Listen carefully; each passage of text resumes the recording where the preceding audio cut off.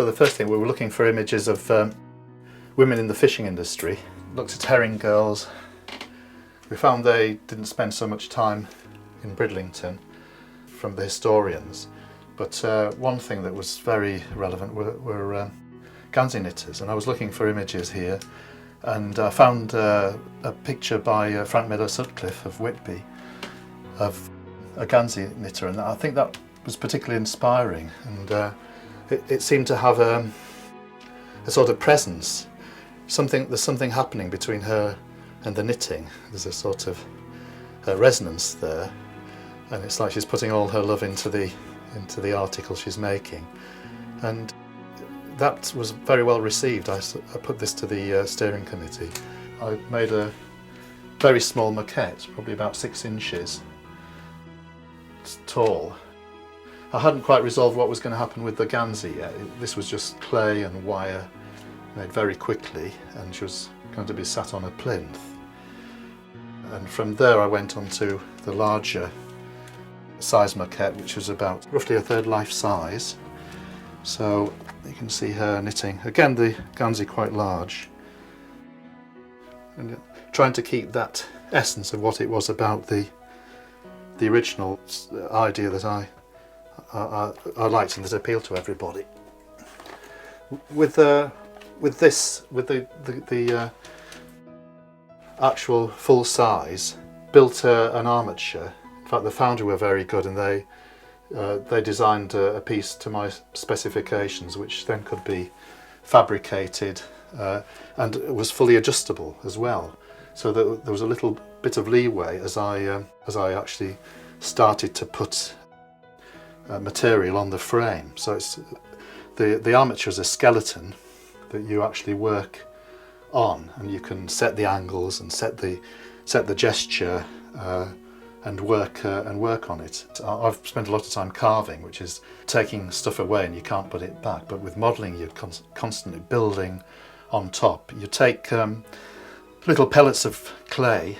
You can be as precise as you want with that. Small pellets of clay. Well, larger clumps to start with. As you go through the process and get towards the end, the modelling gets finer and finer, and you start to use smaller pellets and building up the form. And really, there's a lot of standing back and weighing up what you've done. I was very fortunate to have 2 fantastic helpers as well. Julie Fells, a local photographer, and Dave Snowden, the Deputy Harbour Commissioner, who were very good with their modelling skills. So, all 3 of us were working, building it slowly, refining, and also there's casting elements that went in as well.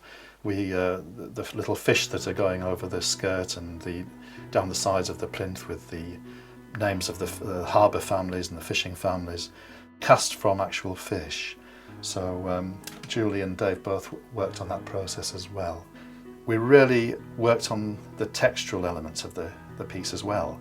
Didn't want it to be the surface to be too perfect and too much the same. So we tried to get a contrast. Some of the surfaces are smoother, so the face, the arms, but also the clothes and the folds are quite loose and fluid. Although it's going to be made in bronze, it was made originally from a plastic material, clay. So we wanted some of that liveliness that you get from using that amazing material. We wanted that to be in the finished piece. And again, Julie and David were very good with the modelling skills to get that textural quality into the piece that we were after. When we got to the stage where our bit of modelling was done, that was quite a relief to have somebody like Wayne McKinney come, a specialist in bronze, and he basically then took over all the elements, and we worked for him. The first part was actually split the piece into separate parts, which could then make it easier for the moulds to come off. You can't put one big mould over the whole thing and take it off. There's undercuts. It would be tremendously difficult. So you have to work out which bits are going to slot in and slot together and then come off, because the thing is then built in sections. And the first part was to make silicon rubber moulds, and which were divided by shims. And Wayne's way was quite novel. He used playing cards as the shims, which were the lines, the little walls that he used to separate the different piece moulds that make it easier for the whole the moulds to come off.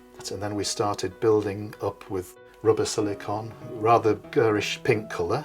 It took several layers and coats, and that was then backed up with plaster, which gives it its support. If you just use a silicon rubber mould, and then took a cast from it, it would be falling over, and it would be like jelly. So you have to have a plaster backing to give it strength and rigidity. When Wayne got back to the foundry, then he started to cast using those moulds that we'd made, and started to cast wax into them, to brush wax in, hot wax, which then went hard, and they formed the basis for the next phase of making the bronze.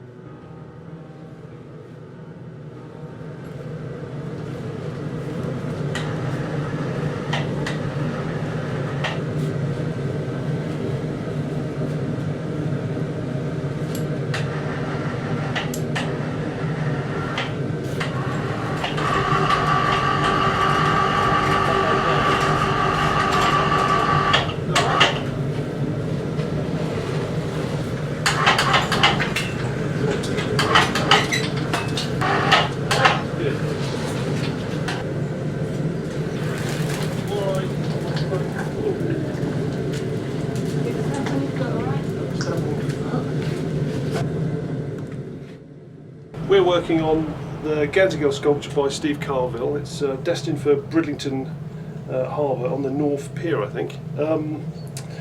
We're at the stage now where we've made the mould of the original. You can see the silicon rubber sections, and then from these we've used the silicon rubber to produce wax segments, which we then go through a process called investment, which then means that we're essentially transforming them into bronze. So each of these segments are going to be turned into bronze, and then eventually they're all going to be welded together to create the sculpture as it stood originally in the clay.